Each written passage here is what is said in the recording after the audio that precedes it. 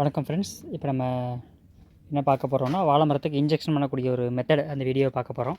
ஏன்னா நிறைய விவசாயிகள் டவுட்டு கேட்டிங்க. இந்த மாதிரி ஸ்ப்ரே பாட்டில் எப்படி இந்த பாட்டில் எப்படி அசம்பிள் பண்ணுறது, டிசபிள் பண்ணுறது, எப்படி ரெடி பண்ணுறதுன்னு கேட்டிங்க. அது டவுட்ஸ் கிளியர் பண்ணி ஒரு வீடியோ போட்டிருக்கு. இப்போ வந்து இந்த வாழை மரத்துக்கு ஊசி எப்படி போட போகிறோன்ற ஒரு வீடியோ பார்க்க போகிறோம்.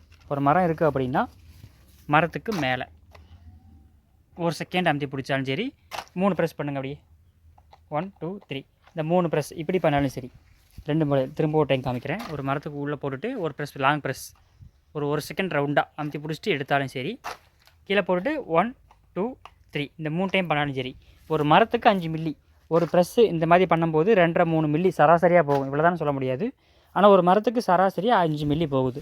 ஒரு டைம் நம்ம அந்த 1 லிட்டர் ஸ்ப்ரே கலக்கிறோம் அப்படின்னா நியர்பை 200 மரத்துக்கு போடலாம். அப்போ 200 மரம் இன்ட்டு 5 மில்லி கணக்கு போட்டிங்கன்னா எவ்வளோ ஆச்சுன்னு பார்த்துக்குங்க.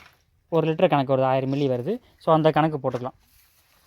ஃபுல் பாட்டில் கலக்கிறோம் அப்படின்னா 300 மரம் வரைக்குமே நம்ம நெருக்கி போடலாம். 280 டு 300 மரம் வரைக்கும் போடலாம். இந்த கணக்கு தான். கீழேயும் மேலேயும் ஒரு ப்ரெஸ், 3 ப்ரெஸ் பண்ண போகிறோம். இல்லைன்னா ஒரு செகண்ட் வந்து அப்படியே லாங் ப்ரெஸ் பண்ணால் மட்டும் போதும். இதுதான் இன்ஜெக்ஷன் போடக்கூடிய மெத்தடு.